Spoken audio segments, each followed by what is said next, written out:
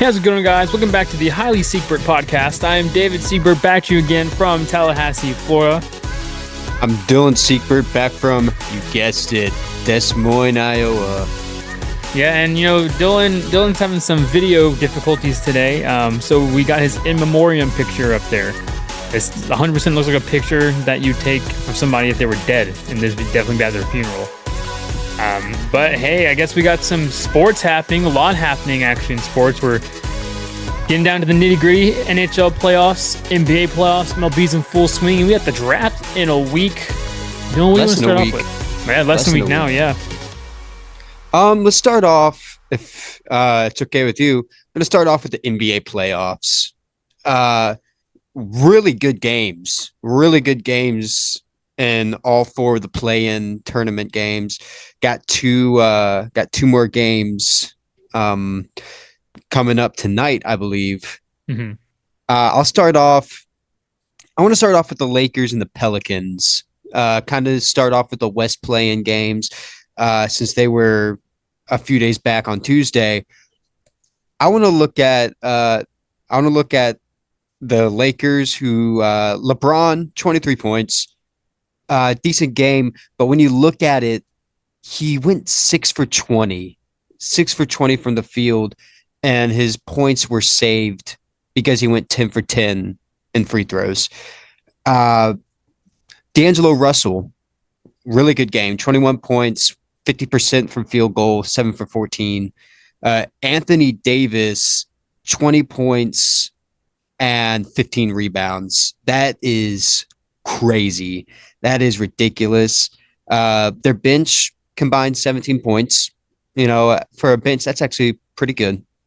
But Zion Williamson in that game, ridiculously good. 40 points, going 17 for 27 from the field with 11 rebounds. Unfortunately, didn't get a lot of help from his starters, including McCollum, who only had 9 points and went 1 for 9 from 3-point, which isn't really going to help. And it's crazy when you look at the fact that the bench for New Orleans combined for 32 points. They outscored the Lakers bench by 15, but LA's starters combined had 83 points, and without Zion, the rest of the starters only scored 34 for New Orleans. So Zion wasn't getting much help from the starters. Most of the help came from the bench. Yeah, I mean, it's going to be interesting going through. Now, obviously, I feel like the matchup did favor LA a bit. There's not to be. I think Steven Adams, I'm not sure if he's playing for the Pelicans, but he may be out for the year too. So he plays on the Grizzlies, I'm pretty sure. He's on the Grizzlies now? Okay, yeah. I just feel like there's no big man, except for, I guess, Zion would be the big man over there for them. So, like, you have nobody to match up against Anthony Davis. Pretty good matchup for LA. Was that game to see who? Yeah, because that game was to see who would go in automatically, the winner went in automatically with the playoff. 7th seed. Yeah, and then so it's going to be Pelicans versus Kings, I believe, tonight to see who gets that 8th seed. So that's going to be interesting. But and the other playing game, I guess we can go over. And the West is going to be that Kings versus Warriors. I mean, Klay Thompson. Yeah. What else can you say? I mean, we've seen it the entire year. He's just not who he used to be. Is that because he hasn't gotten back from that injury? Probably. I mean, especially when you're a shooter, your legs are very important. And obviously, Draymond's not who he is anymore. Stephen Curry is still Stephen Curry. He had a good game, and he also had a good season. Yeah. But, you just can't carry a whole team by yourself, especially in the West that has very, very good comparable teams. So it's a shame. And, beyond what's happening this game, where do you see the Warriors happening? What's going to happen with that team in the offseason? Honestly, I could see the Warriors moving on from Draymond and moving on from Klay. They're going to keep Steph. You have to keep Steph. Steph's play, it's taken a slight decline, but he's still playing at a really high level like he normally does. And I think you got to keep Wiggins. You got to keep Wiggins and you got to keep Looney. Those are two younger guys who tend to play well with the Warriors. But yeah, I think you got to go out into the draft. You got to look for yourself a new shooting guard as well as a new power forward. Yeah, I mean, I'm not sure who the free agents are this year. One big guy on their team who you didn't mention is Kaminga. I think he's been doing a Yeah, great job filling in, the offensive roles to help out a bit. I'm gonna be very interested to see who they go after, either in the draft or who they go after for trades or whatnot. But I think they're gonna move on from Clay. I mean, I know they say yeah, like we want Clay, but I think truthfully, it's time for them to move on from him. They probably should have moved on from Draymond a while ago. Um, yeah. it kind of reminds me of the 2000 like 12 to 14 Philadelphia Phillies, like where you had all these guys like Jimmy Rollins and Chase Utley and Chase Ryan Utley, Ryan Howard Howard. who were really Yeah, good in their prime, but after that point they're kind of a little bit past their prime, and at that point you're holding on to past memories of what they used to be yeah, instead of moving on, giving them their flowers, moving on and trying to rebuild that team yeah. back from. Like, thank you for all that you did. You got us to back World Series, winning one of them. But we got to play to win. As much Mhm. as they're fan favorites and as much as they've done for you in the past, if you want to win in the future, you have to let them go. Yeah. And that's going to be the best thing for the franchise. I mean, Stephen Curry is still that centerpiece, but you have young guys, like I said, like Kuminga. You said like Looney in there. I mean, Wiggins Yeah, is kind of oldish now, but still somewhat in his prime to where, you can build a team around that core and probably yeah. do something in the West. But it'll be interesting to see who they do. Well, who do you have winning tonight's game, Kings versus Pelicans? It's tough. You look at Zion starters. Brandon Ingram didn't play really well. I think he'll have a bounce back, and I think McCollum will have a bounce back.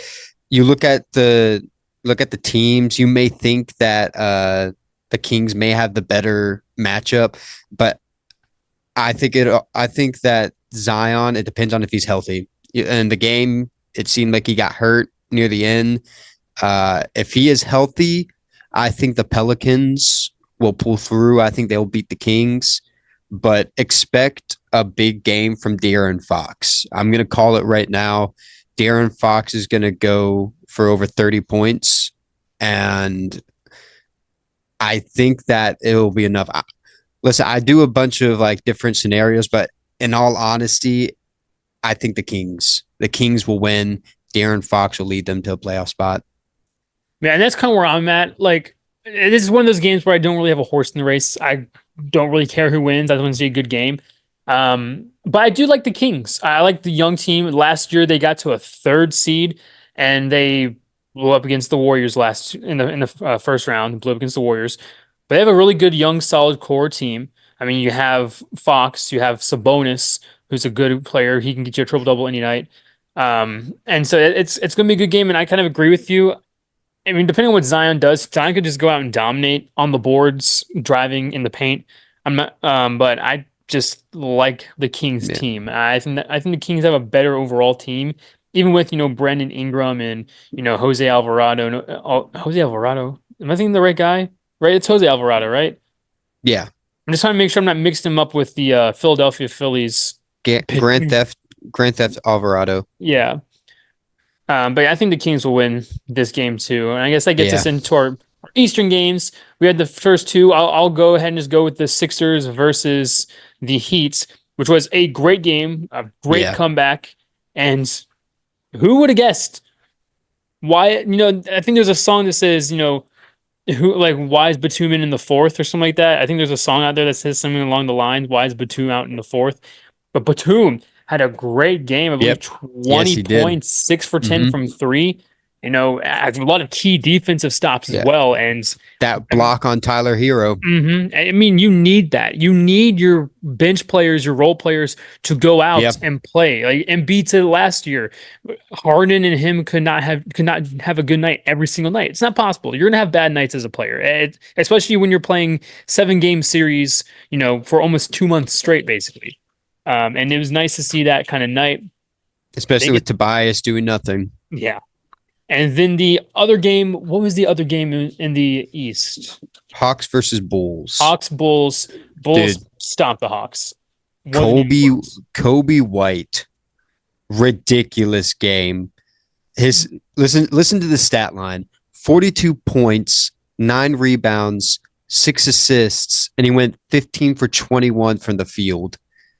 But only 3 of those were 3-pointers. So what you see is a guy who can drive the lane and the guy that can finish, shoot mid range, whatever he needs to do to help win.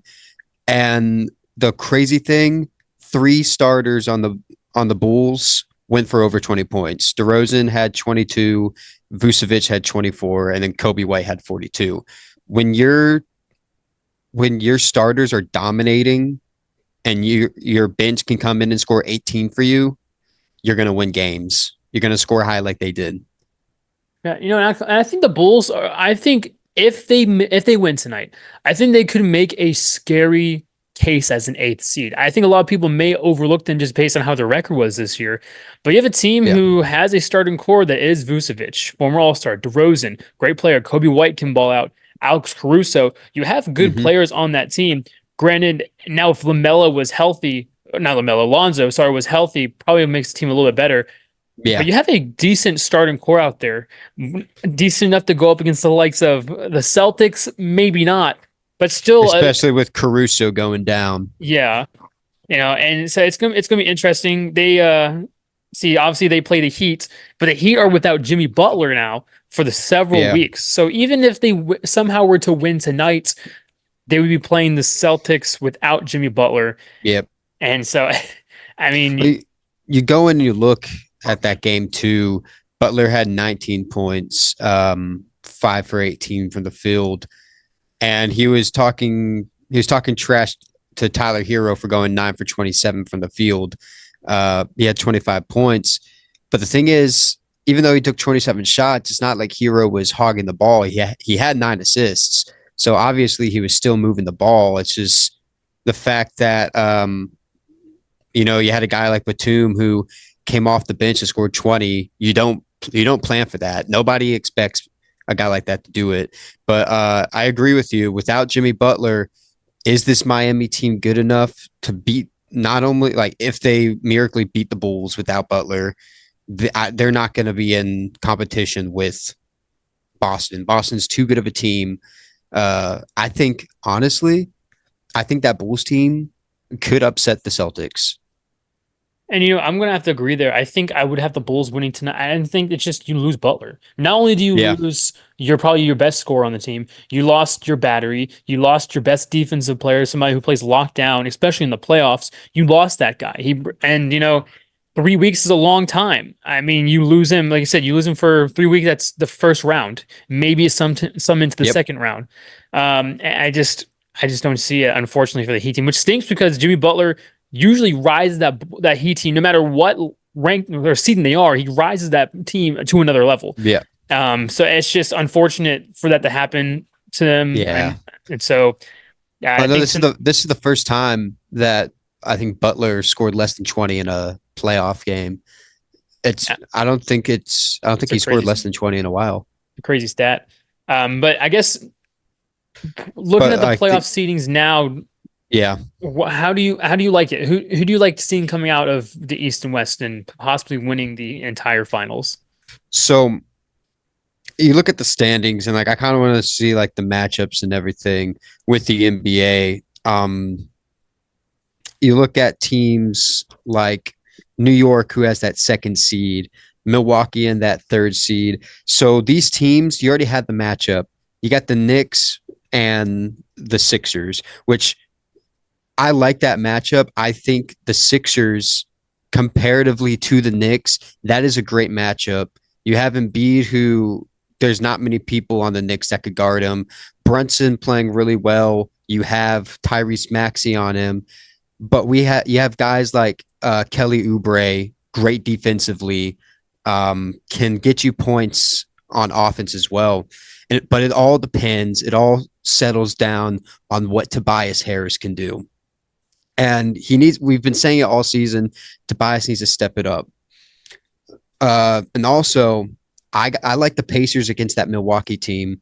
Doc Rivers has a habit of losing as a third seed, and the Pacers team is not a bad team. Halliburton, great player. I think he'll lead Indiana past Milwaukee.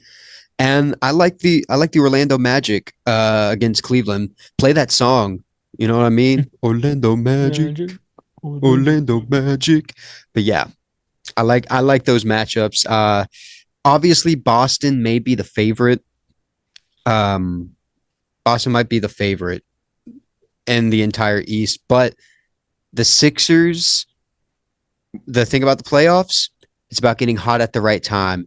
And the Sixers made a playoff push to get into that game for the seventh seed and beat a really good Heat team. I think that I think that there's a chance the Sixers may be able to make it out of the East. I think that a lot of people underestimate them, especially since Joel Embiid got hurt. But the fact that they've been winning at a constant level, I like the Sixers in the East. Yeah, I mean, with the East, it's interesting. Now, like you said, the Sixers are coming out of seventh seed. And I really like that matchup too, because you're talking about the Sixers side, but we had to look at the Knicks side. I mean, they have Jalen Brunson, who has been playing lights out. Arguably, you can make a case for first team All NBA this year, at Mm-hmm. least second team, I'd feel. But unfortunately, you did lose not Jalen, you lost Julius. Julius Randle. And so, like, that's your power forward, that's your guy. And so Yep. now you're down to him, maybe Devin Chinzo as your best offensive weapons out there for the Knicks. And so it's going to be interesting to see what they can do, especially because Max is a great defender. Tobias can play some good defense. And so it's Yeah. going to be interesting to see what Jalen Brunson does. What Jalen Brunson does. Um, I like I like the matchup. I like the Sixers coming out there. I'm really going to be looking forward to one of the more fun matchups. Is probably going to be that Magic versus Cavs matchup in the first round. Yeah. I mean, you have a really young Magic team who felt like come out of nowhere. They were doing really good this year. Now they kind of flopped at the end of the year. Same with the Cavaliers, which pushed them Yeah. to lower seeds. But they've been looking good this year, so I'm kind of interested to see that matchup. Again, in Well, the East. also, luckily for luckily for the Magic and the Pacers, even though not the Pacers, luckily for the Magic and the Cavs, even though they've both been uh flopping near the end of the year, they're facing each other, Yeah. so they're facing a flopping team, so it's going to be evenly matched. Yeah. And so it's gonna be interesting there. And like you said, I actually kind of like the Pacers against the Milwaukee Bucks there too. And again, the Bucks just felt like they haven't been playing good basketball since Doc got there.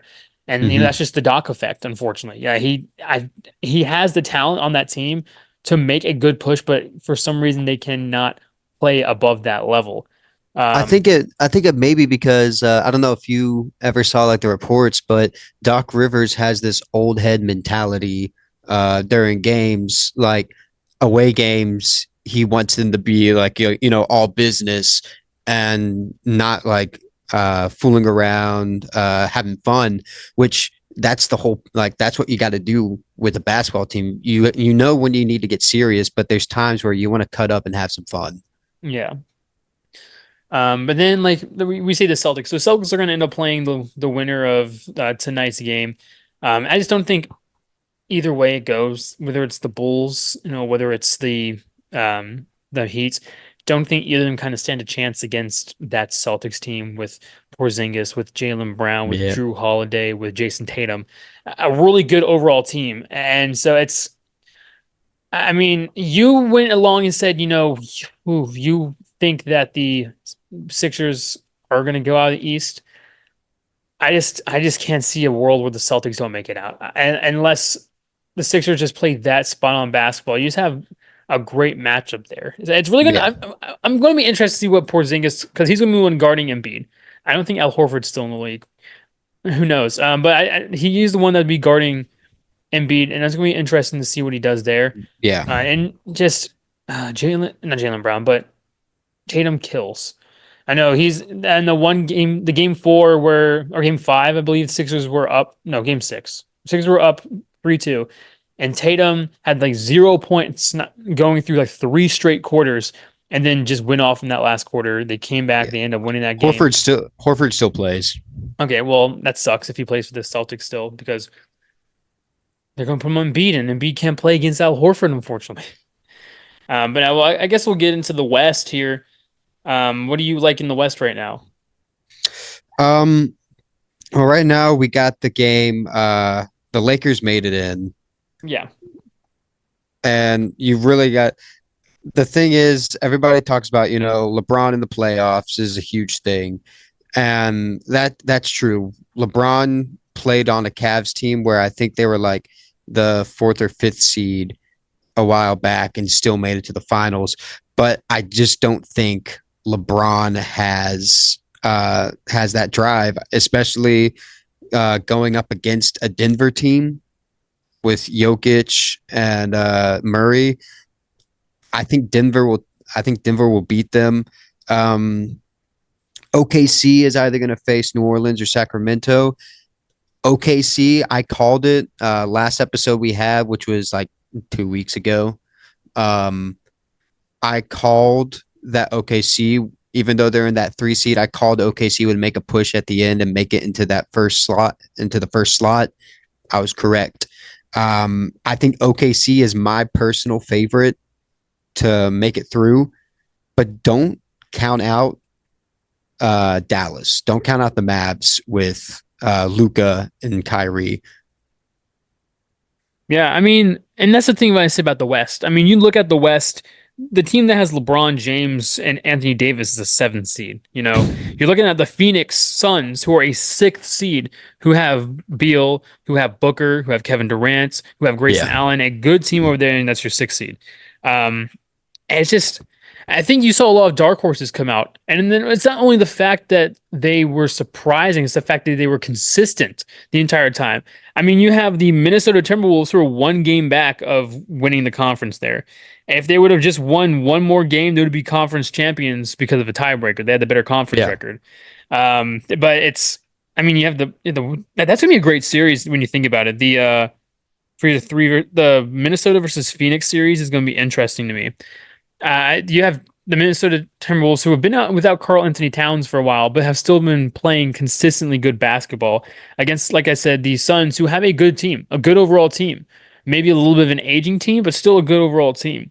And obviously, you have the Denver Nuggets, the two seed. They were tied with the Thunder, but they didn't have the tiebreaker, and they play they play the Lakers, right? Yeah, they play Nuggets and yeah. Lakers, which can be a good series. You got a good matchup, Jokic versus AD, LeBron and Jamal Murray out there. That's going to be an interesting series, and you're going to have the defending champs going up against LeBron James.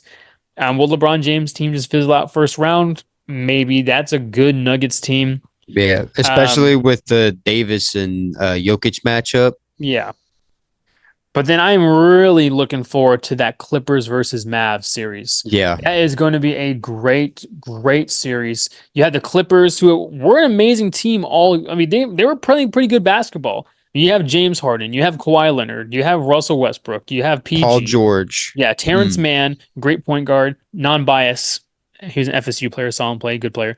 But then you have Luca and you have Kyrie, and you have a lot of good bench players and role players over there as well. It's going to be interesting. I mean, arguably, I think Luca should win MVP. He's not going to, but should win MVP.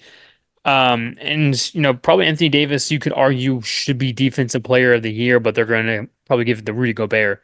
yeah, But it's gonna be a good series. The West, it's so hard to say who is going to come out of the West, and it's really just going to yeah. come down to the matchups throughout the entire seeding. Who gets the best matchup? Who plays who when it all comes said and done?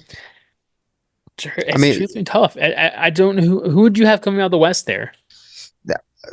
like you said, it's really hard to choose. OKC, a young team, has been playing lights out. It really depends on if they can take what they did in the regular season and take it to a bigger stage, take it into the playoffs. Obviously, the West has a lot of veterans who have been in the playoffs, know what it's like, and these younger guys do not know what it's like. And that's the only thing I could think of as a weakness for OKC.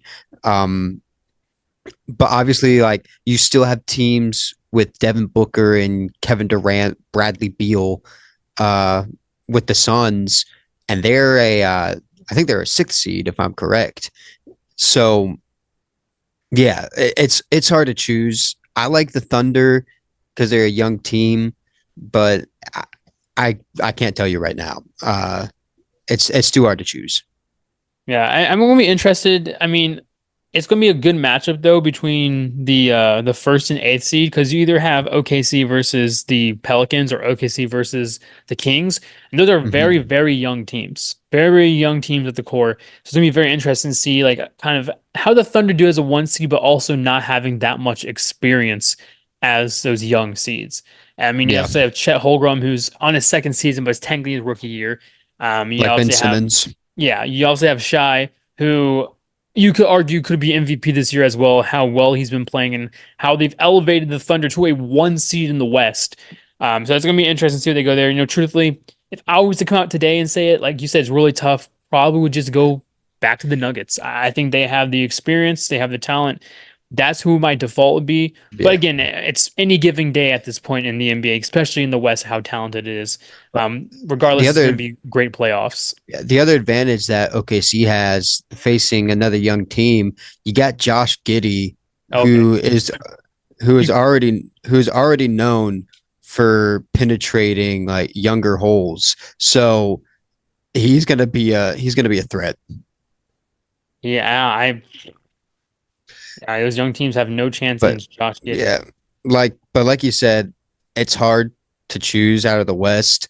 And like if I were betting, I'd have no idea who I'd bet on. But speaking of betting, what are your Oh, thoughts on Jonte Porter and his lifetime ban? I mean, truthfully, it's deserved. I mean, Yeah. what he did was illegal. Hmm. Like, it's not like it's different than the Pete Rose thing where you're just betting on your team to win a game.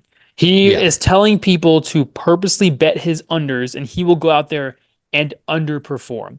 He's the Yeah. one who's doing it. It's super illegal, and it's such a shame. Like what was the stat that he made like $4 million in the NBA, but only won $21,000 on bets? Like that. I mean, look what you just did to yourself there. Well, And he turned an $80,000 bet his into friends bet. 1.1, yeah, into $1.1 million. Right. He told his friend like, "Hey, like bet put like the under on me. I'm going to get the under so we can get that bet there." I mean, it's scummy. It's deserved, and it's just unfortunate. I mean, you go out there and you're playing a game for millions of dollars, and you're going to go out and ruin it. Like that's just it's unfortunate how bad greed is. Yeah. You look at the whole thing with Otani right now. Do I think Otani is super squeaky clean? No, they're not going to investigate it. But you ruin somebody. If it's true, what's all happening? If it's true, the story is that the somebody's best friend was using their money to bet on games. Hmm. Greed does crazy things to a person. Gambling is a huge addiction. Yeah. I mean, I don't gamble. I know obviously we have the Christian and Nick do their parlays on here. I Yeah. don't gamble. I'm not gonna say I don't condone gambling. Personally, I would just not like to gamble. I went to a casino one time on a cruise ship, spent $20 and left in like 5 minutes because I just thought it was dumb. I didn't know what I was doing. I just thought I was throwing money away. But it's a serious Yeah. addiction. And sometimes the wrong people get into that addiction. And unfortunately, it costs a man his entire career. And I'm not sure what else is going to happen. I feel like there's probably going to be some legal actions with that. I'm sure there's going to be some fines and whatever. Um, but yeah, I mean, you play stupid games, you win stupid prizes. And unfortunately, he just lost Yep. his entire NBA career because of it. Yeah. Anyway, bet the under a million points tonight. Yeah. Well, if you're to the viewers watching this, wondering how long it's going to be, bet the under for an hour, and we got you. Probably, yeah, probably. I guess we'll see because we're already at like 6 minutes left, and we want to talk about NBA. Um, we have anything else to talk about? We have, I mean, obviously, there's stuff we want to talk about. Yeah. Um, we had the NBA draft. You said coming in less than a week, NFL. and yeah, sorry, NFL draft. You're right, coming in less than a week. We had the WNBA draft this past week. Um, Um. but yeah, it's gonna be interesting. No one truly 100% knows what Chicago is doing with that one pick. Although it's probably pretty much locked down Caleb Williams. I think that's a Yeah. mistake, but it's pretty much locked down Caleb Williams. But after that, it's Going to be interesting. You're going to have, the Commanders. Who are they going to take? They're going to go Drake May. They're going to go Jalen Daniels. Are they going to go with option three, whoever that is? Will JJ McCarthy get drafted top 10? Will the Vikings move up, get a guy? Will the Raiders try to move up? Will people move up, be Yeah. traded? Justin Jefferson, is he still in the trade block? It's going to be a lot of things. I heard that Brandon Ayuk is even possibly going to be traded on draft night. So it's a lot of stuff that could be going, a lot of moving wheels. What do you think is going to happen? What do you think the biggest story in this draft is going to be? Okay. So here's what I think it. I put a couple of predictions. For my top, I put a top five of who I think is going to get drafted. I think Bears will take Williams. Washington, I think will take Daniels. New England will take May. Arizona will take Marvin Harrison, and then I think the Chargers will take Neighbors. I don't believe the Vikings are going to trade up to get JJ McCarthy. Jaron Hall was playing good football until he got hurt. But here's what I think. Don't be surprised if either the Giants or the Jets go after McCarthy. I could see the Giants going after McCarthy. I believe they have the eighth or ninth pick as a top 10 pick. I could see the Giants going after McCarthy. And if they don't, then I could see the Jets potentially drafting their future quarterback, put him under Aaron Rodgers and let him show it. But you go further into the draft, I'm looking at Dallas at that 24 spot. And I think that they're going to go after a running back. They're going to have to. And I think that they're going to go after Blake Corum from Michigan. 1,245 yards with 27 touchdowns. I think that's where Dallas goes. And then I think Philadelphia. I think Philadelphia is going to go after Cooper DeJean. I've been hearing that they really like him. You have two white DBs on the Eagles. Yeah. But yeah, that's kind of my prediction. Yeah, you know what? It's gonna be interesting to see. Like I said, the quarterback draft this year is pretty heavy. With even beyond, those guys, you still have Penix Jr. You still Yeah. have the guy from Tulane. You still have Bo Nix. Hmm. From what I'm hearing, Bo Nix is probably going to be a future Broncos, from what I'm hearing. Yeah, I could see that. But I mean, in that I mean, I think it's going to be Caleb Williams. I would be surprised if it's not Caleb Williams if Marvin Harrison gets drafted. I actually think it should be Marvin Harrison. I think the Bears should do that, but they're not going to. Then I think two. I think Daniels is going to be that two spot. I think you'll see Drake May go to the Patriots. I think four. A lot of people say Marvin Harrison Jr. Don't be surprised if Neighbors gets picked. I've heard a lot of picks, a lot of drafts saying that Neighbors gets picked over Harrison Jr. I don't think he's more talented, but for some reason people are saying that. Don't be surprised. Might And then be a if size thing. it could be, and if we're gonna look at wide receiver again for the Chargers, which it should be. I mean, they just lost both their best wide receivers because they didn't have enough cap room. If they don't go wide receiver, they go O line. And I forget who the O lineman is, but there's a O lineman in the draft. I forget his name, but I think they're gonna end up going with that guy. Um, Dallas, they have to go running back. I mean, you see Yeah. their running back one right now is Deuce Vaughn. For some reason, they did not go after running back. Maybe they like Corum, like you said, that much to where they're like, yeah, we can go with Corum. Is there? Yeah, I don't. With the Eagles, a lot of people are saying corner, like Kool-Aid, Dejan, Yeah. the other guy from Bama. But truthfully, I don't Think think they we're go going linebacker? defense. No, I don't think we're. I think we're going Xavier Worthy from Texas. Ooh. I think they want the offense to have some more speed.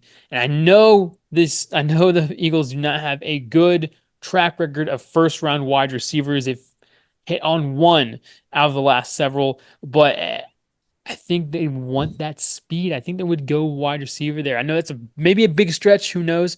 I'll be interested to see. My big one to be interested to see is where Brock Bowers goes, because Brock Bowers can go from the five spot at the Chargers all the way probably till Dallas would be like my farthest that he would probably make it without being drafted. So Yeah. that's going to be interesting too with Brock Bowers.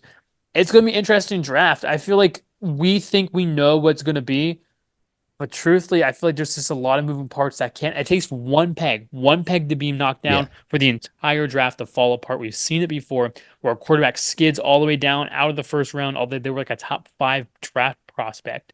So Hmm. it's going to be an interesting draft. It's going to be exciting. I can't Well, wait. I really hope the Eagles do get Jeremiah Trotter Jr. though.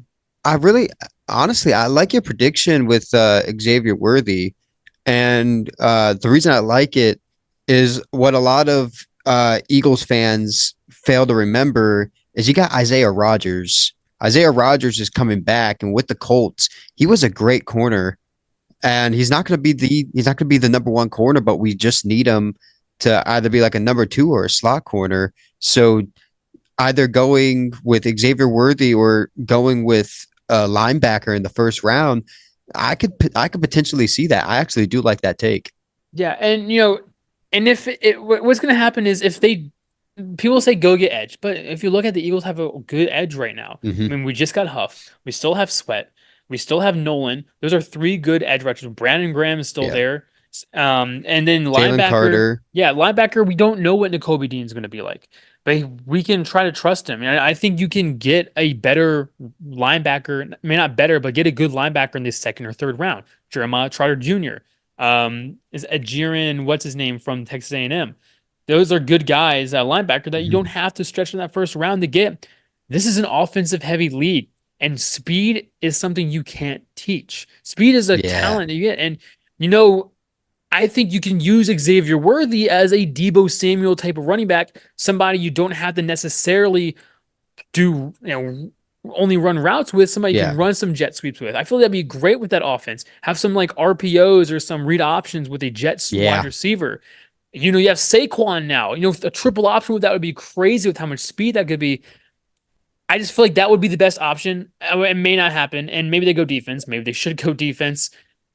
I like Isaiah Rodgers, like you mentioned. Said last year that when we get him, I feel like he's going to be the player that we need. I feel like he'll be a good corner too, and he's a good return man. And Yeah. with the new kickoff rules, it's going to be interesting to see who's back there as well. Yeah. And you look at Isaiah Rodgers, like you said, return specialist. That just means on defense, he can cover the deep ball, Hmm. which is something that the Eagles have needed for a while. You look at last year, how many times receivers burnt our defensive backs, uh, Bradbury. But you look at I'm going to continue about your talking about Isaiah Rodgers' speed. did you mute yourself? No, did I? Hello, Can you hear me now? I can hear you. Okay, good. I can hear you now. Um, I said you were talking about Isaiah Rodgers' speed on defense. Yeah. Isaiah Rodgers, we have a guy who can make up for what we were lacking last year, which is allowing those big plays, allowing receivers to get back. Now you got a defensive mind. You got Vic Fangio who likes to play zone, but I wouldn't be surprised if you stick Isaiah Rodgers on one guy who is a speed guy, keeping up with him and let him go one on one. I could see that happening. Yeah, I mean, my big thing too is the one place where this it seems like the Eagles were getting beat pretty bad was just that slot guy running across the middle and outrunning our Yeah. linebackers. I mean, we've seen CD do the same thing in the past 2 or 3 years now with Dallas. We saw Debo do it last year all over us.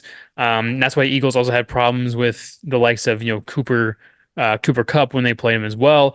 And so it's just they didn't have a guy to cover that middle.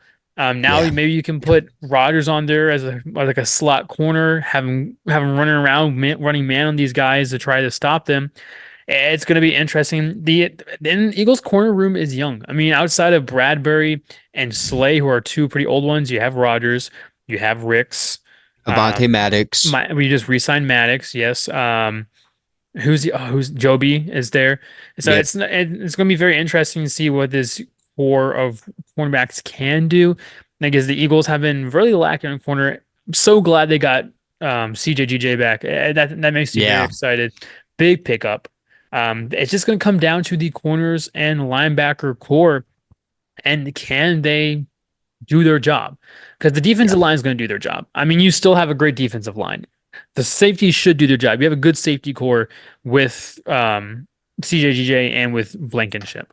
So it's just going to really come down to, can they cover and can the linebackers do their job? And that's what we're going to have to see when the season Yeah. starts. That's been the Eagles' biggest issue though, is those linebackers. N'Kobe Dean did pretty good last year until he got hurt. It really depends on those middle guys. I mean, you went out and you got Shaq Leonard, which Past his big prime. name who did nothing past Yeah. his prime. You saw the same thing. Eagles have done this before where they go and get a guy past his prime. Michael Bennett, Haloti Nada. But yeah, but like Hamdi even Asamoah. yeah, Namdi Asamoah. The only time it's ever kind of paid out is with Ndamukong Suh, who did something. He was a presence, did something. But yeah, it depends. I think Howie needs to do great in this draft. But like you said, Howie likes to surprise us. I mean, look back at when he got Jalen Rager. That was a surprise to everybody. I So mean, look when he got Jalen Hurts. yeah, yeah. And I could like I said, once you said it, David, I love that Xavier Worthy take. Get that speed guy. Yeah, and it's gonna be interesting because that it's a gamble. It's a huge gamble because I don't think he's a good receiver. I don't think he's a good receiver running routes, but he's fast. And if you can Yeah. find a way to get him some gadget plays, find a way to get him inside the offense, make him play like Debo Samuel, make him play Yeah. like Curtis Yeah. Samuels, some a guy. We have what Paris Campbell, Paris Campbell, who's kind of the same type of receiver. As long as but he can not as stay fast. healthy, it's yeah, and he can probably do some damage. I would love to see it. We'll see. It'd be great on Madden. I'll be running jets. Like he probably Yeah. have like 99 speed. He could be our Deshaun But Jackson. Who knows? like you said, I mean, you look at it, and one thing that we are forgetting about or like haven't spoken on is with him as a speed threat, it stretches those safeties, which will allow AJ Brown and Devontae Smith to get more open. Hmm. Uh, Teams would have to rely on the linebackers to be guarding them, which is a little bit harder considering how fast Smith is. That's one thing that people forget. Smith is also really fast, but he also has great hands. Yeah. So if they got Xavier Worthy, that is a ridiculous wide receiver tandem. Yeah, and I mean, like you said, it spreads the field. I mean, you'll have some more inside routes, some more open routes for AJ Brown, for Devontae Smith. I mean, you still got to realize we also have Dallas Goedert still. They went out and they Mm-hmm. got TJ Uzuma, which is a great, Great great signing. pickup for a backup tight end. And he did really good with Cincinnati. Really good backup tight end there. And then obviously Saquon, who can do stuff out of the passing game as well or out of the run Yeah. game. Your offense is so well balanced. Your defense has to stay honest. Mm-hmm. And that's what's going to be interesting. You still have probably one of the best offensive lines in football. Going to be interesting to see what happens without Kelsey, where they move Jurgens over, who they're going to put in that offensive line. Get to see. Who knows? Maybe they go JPJ over there in Oregon instead of Worthy. Who knows? But a Yeah. lot of, I would say, a lot of holes to fill, but a lot of potential Yeah. already on that team. So it's going to be interesting. You're at a point now. I've talked about it It, before. If they underperform, and right now the Eagles, it's championship or bust. If you don't make the NFC Championship, Sirianni is gone. He's gone this year, and you go out and you yeah. get somebody like Vrabel or Belichick. Yeah. And I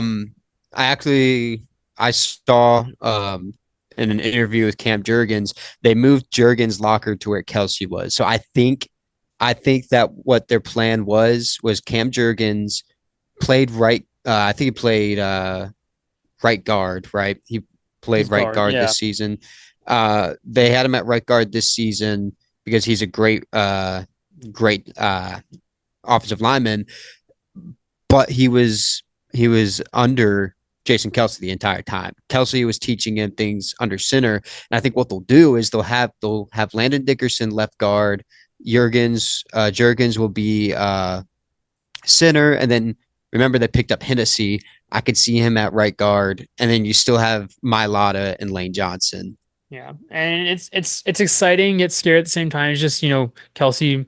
It stinks seeing him go, and it still hurts to see him go. Cox still hurts seeing him go. I mean, he Mm-hmm. had the most snaps on the defensive line of any player last year for the Eagles, and he was in his 30s. So the team has a lot of question marks that they have to answer themselves. And I feel like Howie's done a good job of setting that team up for success in the future.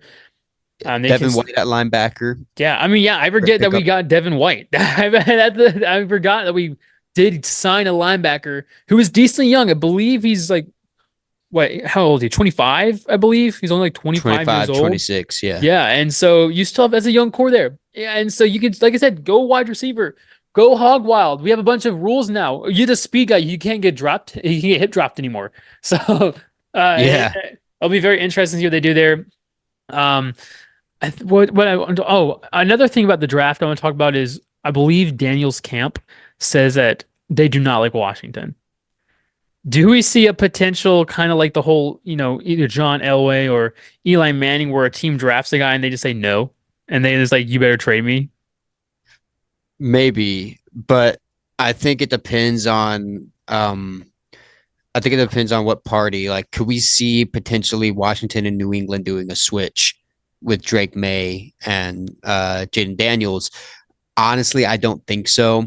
I think Washington likes a running quarterback. I mean, look, they had Sam Howell, even Taylor Heineke was Mhm. able to run if he needed to. Wentz. So yeah, Wentz. I think they like Daniels, and like I hate I hate the whole thing where the camp's like, oh, I don't want to play here. Like it's the draft.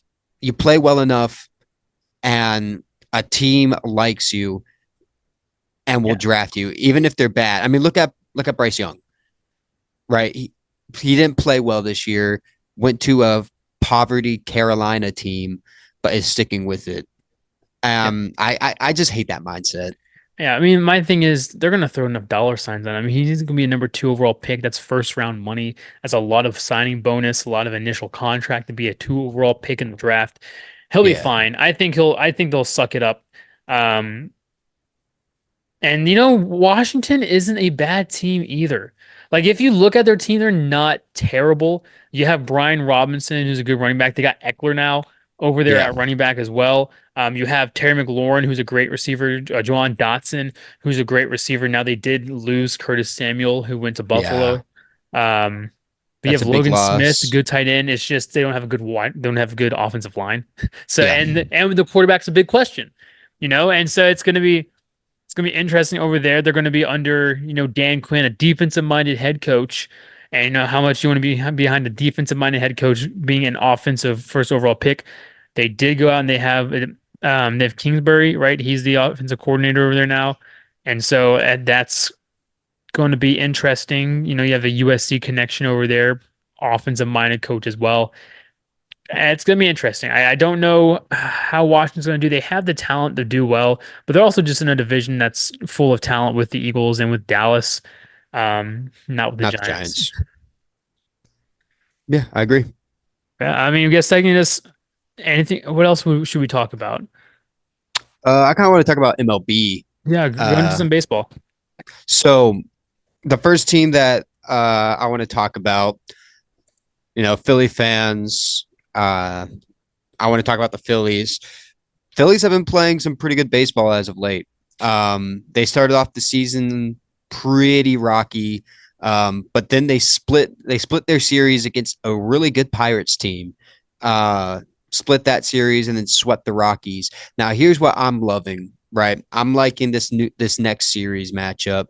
It's a series against the White Sox, who are 3-15 right now. Not really playing well. Mm. I think they can potentially go on a run. Maybe they can sweep this series as well. Uh, they're one less win from Atlanta. Atlanta has 12 wins. Phillies have 11. And if the Phillies can sweep the White Sox, you're looking at a complete shift. Now you're looking at being 14-8, 15-8, however many games they play, and their bats are starting to heat up a little bit. Season started off, weather was cold, but now the weather's heating up, and maybe so are the bats. Schwarber, great game, great last game. I think he had 2 home runs in that And game. he's battling over 225 right now. Yeah, playing really well. Nick Castellanos, clutch hit, clutch walk-off single. Maybe Castellanos starts heating up. Trey Turner. Trey Turner has been heating up as well. He's He's been he's having a sneaky season too. he's a batting over. Last time I checked, he was batting 333. He's Yeah. batting over 330. Last time I checked. So the Phillies, they're doing pretty well. It just really depends on bullpen. Ranger Suarez has been playing really well. I think Rob Thompson didn't have as much trust, but now I think Thompson is starting to trust his starters. And once he does that, you have Zach Wheeler who can go 8 innings. He can go 8 innings, then you put in relievers. So I think maybe Rob Thompson is starting to have a little bit more trust in his aces. Yeah, and you know what? And that's the one thing people aren't talking about how good the rotation has been for Philadelphia to start off this year. I mean, yes, you knew that Nola and knew that Wheeler were going to go out and they're going to play good baseball. But you have Mm-hmm. Ranger Suarez right now, who's 3-0 with like a 1.71 ERA. He's been playing really great baseball. And then you have guys like Turnhill, who came out of nowhere, who's been playing Yeah, really good baseball as a rotation starter as well. And so you right there, that's five guys who are playing really good baseball. And it does come down to that bullpen. Now, obviously, at the beginning of the year, the bullpen wasn't playing that well, but they've kind of slowly been solidifying themselves as a decent bullpen recently. Now, yeah, granted, they played against the Rockies last series, and before that was a series against the Pirates, who aren't a bad team, but I mean they're not world beaters whatsoever, although they are a good team. yeah. Um, You so had yeah, that questionable call at home. People were complaining about it, but the thing is, the rule for blocking the plate only applies to catchers. It was a pass ball, and the pitcher is allowed to put his foot in front to receive the ball for a tag. And when he did that, the player's foot came up, and you still got the tag down. So it's a lot less controversial than people think. It's just that you have a lot of people who don't really know the game of baseball complaining about yeah. calls. I mean, I mean, baseball is Unless it's Angel Hernandez. Angel. And I mean, and here's the thing about baseball is, they're wanting to get a bigger market. They're trying to grow a bigger market, and they're doing a pretty good job with it, especially internationally. But they're also changing the rules as we go. There's a lot more new rules in place, a lot of different things they're switching that were even guys like us who were playing baseball all through their careers up until past high school, we have to learn these new rules too. Yeah. And the players are learning them too. These are guys who've been pros for almost as long as we've been alive. So it's gonna be interesting there too. I mean, there's a lot of good teams, like you said. The Phillies are playing good, and that division's wide open now. Unfortunately, wide open because I don't like injuries. I'm not like Nick who roots for injuries. I hate that Strider's out. Strider is a Me too. great pitcher, and I think he is the best pitcher in baseball. It's just unfortunate now he's out for the entire season. We've talked about in the last episode pitch clock and not getting your rest. Yeah. It's like when you're working out and you're benching. If you bench too heavy and you don't give yourself enough rest, you're going to injure yourself. Even doctors saying they're not getting enough time to rest between these pitches. So it's gonna be interesting to see what happens there. Phillies are doing well. You can't count out the Mets with the people they do have. You can't count out the Mets. They have the highest payroll in baseball. Um, I mean, you can count the Nationals, and the Marlins Yeah. aren't playing that well either. But they're also without one of their best pitchers. I think it's for the rest of the season too. So I mean, it's wide open there, and I think the Phillies may end up taking advantage of that. They're being one guy down in your rotation is huge. Being the best pitcher in baseball down in your rotation is even bigger. And I think that's may hurt the Braves a lot. I still think they're good enough offensively to where they're going to Yeah. make playoffs. And you still have Friedman, who's a good pitcher there. You still have Chris Sale. I'm not sure how Chris Sale's been pitching, but I know he's still in the lineup. So it's going to be interesting there. Another team, though, who I want to talk about is going to be the Dodgers, who have lost three of their last four series, even with the super team that they have. Um, so that's going to be interesting there too. I mean, where do you see the NL West going? Because the Padres are playing good baseball too. So I think overall, like you said, the Dodgers better team. I think Otani has been off to a pretty slow start. It could just be the fact that like you have the whole scandal going on, the Right. investigation. It could be playing a part mentally. They're not out of the race. I think the Dodgers, like normally, I think they'll come out as the winners of the NL West and will probably choke in the playoffs. But yeah, the Dodgers are my favorites for the NL West. But like you said, Padres playing great baseball. Are there any surprises right now so far you have in the season, whether it be a player, whether it be a team right now? So I think for me, you're looking at looking at the American League, uh, everybody expected teams like the Orioles to be at the top, maybe even the Rangers. But for me, the biggest surprise is that Kansas City Royals team. Yeah. Kansas City went from one of the worst teams in baseball to the fourth best team in the American League right now. Um, but yeah, and then you look at Houston. Houston, very disappointing right now. One of the worst teams in the American League. I think they're second worst. Um, and then you got the Cubs. The Cubs right now, another surprising team, third in the National League. So that's a surprising team. Arizona also disappointing. Arizona has been off to a hot start. You look at the two teams that were in the World Series last year, and they haven't been playing up to the potential. Yeah, and it's very interesting. You talk about, the Kansas City Royals. 12-7, they're only like what, a half game back of first place in their own division, which no one, I mean, I wouldn't have seen the Royals sitting there in that Yeah, position. I don't know who's on that team. I don't keep track of Kansas City Royals baseball all that much, but I know they did sign one young guy, I feel like, to a big contract recently. Uh, I forget his name, but the Cubs, talk about the Cubs. You went out and you lost Stroman. You lost your best pitcher and arguably top five pitcher last year in the National League. You lost that guy. He was a Cy Young candidate last year. yeah, But they've been able to turn around and play good baseball. I mean, granted, I think most of their wins have come home. I think they've had better success so far at home than they have away. But I mean, you want to talk about Houston as well. Maybe a lot of that has to do with the fact that Justin Verlander is out for an extended period of time with, I believe, yeah. elbow inflammation. He's out for. You have a good pitcher. I mean, what's his face is out too. Velez. I I forget think so. the guy for Houston who's out Va- too. Um, Valdez sounds. but player wise, Mike Trout. I mean, I know Mike Trout's Mike Trout, but Mike Trout has been off to a hot start this year. Yeah, I eight mean, home runs in 19 games. 8 home runs, 19 games. He's tied for the lead in home runs right now.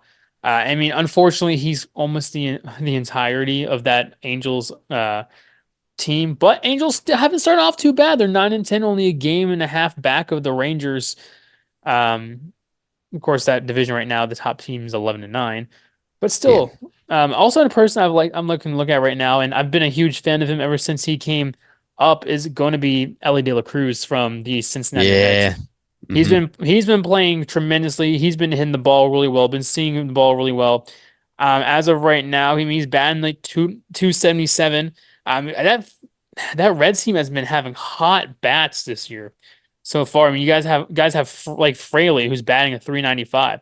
You have like Spencer Steer, who feel like he's come out of nowhere, batting a 302. He has 18 RBIs, which is tied fourth in the entire MLB. So it's gonna be interesting. That NL Central just seems wide open to anyone right now. Yeah. Now, Po- obviously, the favorites in that are gonna be the Bucks, but the Brewers are gonna be the Brewers. But yeah. you have teams like Chicago, who has been playing really well. Pittsburgh been playing really well. Cincinnati, a really good young team, is playing well, pretty well. And then never count out the St. Louis Cardinals, who maybe they don't have a good pitching rotation, but they still have decent bats and decent Yeah. defense out there as well. And St. Louis plays Milwaukee in a series. Now it can either go one of two ways. Maybe St. Louis makes a push back into the race, or the Brewers can just get themselves some gap in their division, get those division wins potentially for a tiebreaker later on in the season. Mhm. But you talk about players you want to highlight. A player that I would highlight is Jose Altuve, who right now is batting 387. So, but here's the crazy thing, David. The top five batting averages in the MLB right now, obviously Altuve's number one with 387. Arcia is at 377. Mookie Betts is at 369. And Jesse Winker is at 364. And they He have, Who's Jesse Winker with right now? The Nationals? yes. And then McMahon, 361. So obviously the top five batters are batting at a high level. I know it's earlier on in the season, but that's still crazy to think about. Like Jose Altuve is hitting over a third of the time. Yeah, checking for buzzers. Who knows? Yeah. Maybe they went from trash cans to laundry hampers or something. Yeah, who knows? But yeah, I guess we don't have that much to go over much anymore, but I guess we can end off doing what we usually do. Do you have any certified ballers from the past week? My certified baller, obviously, big basketball fan. I love basketball. I'm gonna have to give it to Kobe White in that ridiculous game that he had against the Hawks.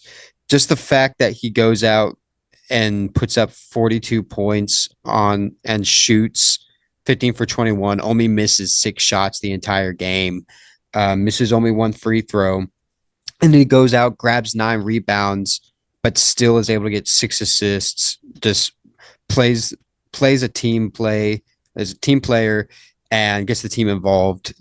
Yeah, Kobe White, certified baller. Yeah, I like that. I'm going to go with a little bit lesser of a name there with Nicholas Batum. I like you Mm-hmm. said, when it comes to playoffs, you need a bench guy, a role guy to come in, do some damage. And Batum locked in on defense. Batum hitting down three, 6 of 10. And without him, the Sixers are playing tonight for an eighth Yeah, seed. And they're yeah. playing the Celtics in the first round. So it's good on them. It's very interesting. I'm glad to see a guy come up. You have anybody from the last week who you would say deflated baller? Once again, I think it's kind of obvious. Clay Thompson. Clay Thompson, 0 points, 0 for 10 on field goals, and then 0 for 6 at the 3 point line, which is what he's supposed to be known for. But then you look at like you think, oh well, maybe he knows offensively he's not playing well. Maybe he gets the other people involved. He only had 1 assist. So offensively, Clay Thompson was not there. And defensively, he wasn't there. Only had, I think, 1 steal the entire game. Just all around, not a great game for Clay Thompson. Not a great season, as a matter of fact. And then I know we kind of talked about it. Where will Clay Thompson be next season? Don't be surprised if he finds himself maybe with the Clippers. Yeah, I mean that's obviously a great one. I mean, you expect the guy who's supposed to be your two. He's supposed to be one half of the Splash Brothers, Mm-hmm. and he just hasn't looked the same ever since his Yeah. injury, unfortunately. Draymond shot better than him Yeah, in which that is game. not a good thing to have. Biasly, I wanted to say this Philadelphia Flyers is my deflated baller, who really threw away a great chance of making the playoffs by going an 8 game skid in the past month.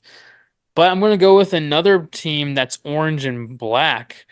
I'm going to have to go with my deflated baller, going to be Jackson Holiday right now. I Mm-hmm. mean, obviously, he's a young guy and he still needs to find his footing. So maybe it's unfair to make him a deflated baller this early. But I mean, he has 25 at bats. He has one hit in those 25 at bats, and he struck out 14 of the 25 at bats so far. Again, he's really young, but they're going to need him to start playing better baseball, or else they're going to throw him back to AAA and make him hit it down there. Maybe he just wasn't ready for it yet. He's been balling in AAA. Maybe he just needs to see those at bats more, Yeah. get into game speed. I mean, I don't know how big of a jump from AAA to majors is, but obviously it has to be a giant jump from AAA to majors. Well, Um, but you that's also add, you also add on the added pressure. His dad was an all-star player, Matt Holiday, mhm. and so instantly when he got into the league, it was a huge thing. He was the number one prospect in the MLB. Um, and you add on that added pressure of having a dad like Matt Holiday who played at a high level, and mentally it can affect you. Don't I agree, deflated baller. I like your take, but don't rule him out on the entire season because Right. I have a feeling he'll pick it up. I think he does too. I think he sees the baseball pretty well. He just needs to get some more game at bats. Mhm. Um, and I think he'll be fine. I'm excited to see what he does. I'm excited to see. I'm not sure when he comes up, but Drew Jones, son of Andrew Jones, it'll be interesting to see what happens when he comes up. But yeah, a lot of young baseball players. But Dylan, do you have any hot takes to end us with today? Any hot takes? Um, I would say you look at the draft. Draft's coming up in a week. Um, like I said, don't be surprised if one the Vikings do not trade for a quarterback. Everybody's saying JJ McCarthy. They're not going to trade up, but don't be surprised if Las Vegas trades up. Ooh, for McCarthy, or who do you think they're looking at? I think that they're going to be looking more towards Bo Nix. Really? I think that they like that running quarterback, and Bo Nix is sneakily mobile. You Where do you saw it see with Oregon. where do you see Michael Penix Jr. in all this? Michael Penix Jr. Now, that's a harder one. Obviously, like not all the teams, not all the teams are looking for a quarterback this year. Um, I could see you look at different teams. If Bo Nix gets taken by the Raiders, I could see Penix going to Denver. Yeah, I like that. I like that. Yeah, I guess I'll go with my hot take of the week. That's gonna be a tough one. All right, give me this one. I think that's the Heat. I really don't. No, I don't. I'm gonna say I think they're gonna win this game tonight, but I really don't think they're gonna win the game tonight. I think Kobe White goes off for another 40-point game tonight. I think that's gonna be my hot take. I think he goes back to back 40-point games. Ooh, Let's go. Let's go 40. Let's go 40-point triple double. I'm gonna add on 40-point triple double by Kobe White tonight. okay. And I like that. Alex Caruso, is he out? I could check. Because I wanted to add that Alex Caruso is gonna put a guy on a poster tonight. If not, I think Zion's gonna put a guy on a poster tonight. I think specifically, who do I think Zion's gonna put? I think he'll put Sabonis on a poster tonight. I think you'll see a big dunk by Zion on It Sabonis. says Alex Caruso says he expects to play tonight versus Miami. Good. Well, then you better watch out, Duncan Robinson, because Alex Caruso is going to dunk on you and your sheen looking self. I think Alex Caruso posterizes Jimmy Butler. Off the bench, he just goes and Yeah. dunks on him. He pulls him in like a dunk contest prop and just goes ahead and dunks on him. But And yeah, then Miami receives a technical for 6 men 6 men on the court. court. You have anything else before we go? Um, you know, looking forward to the draft coming up. Football season, that'll be like the only taste we get. It'll be like when the Eagles drafted Devontae Smith, and we were just licking our chops, waiting to see how he does. I'm looking forward to, especially with the hype that this draft has and the like very unpredictable Yeah. things that can happen. Yeah, I think there's a lot of unpredictability in this draft. It's gonna be a fun draft, I think. Yeah. And I think the last really unpredictable draft we had was when Baker Mayfield went #1 overall. I think that was the last truly unpredictable draft, and I think we'll see kind of the same situation with a bunch of top loaded quarterbacks there. Yeah. See who goes quarterback, see who decides not to go QB and goes to somebody else. But with that being said, I guess I'll talk to you later. I'm probably about to get on some Call of Duty here for a little bit. Ethan's on, so I'll probably join you. all right, yeah. And then Brooklyn's actually play video games tonight too because she has homework, so I'll be playing a lot of games tonight. All right. I'll talk to you. All right. See you. See ya. We dive into the game from hoops to gridiron, analyzing every play like we with the champion. With witty banter and humor, we keep it fun. HTP fam, we always bring the #1. Highlight taking pockets, we taking over the scene. We drop dubs and chugs, living the sports dream. From hot takes to deep dive, it's a winning regime. Come join the hype, we not just blowing steam.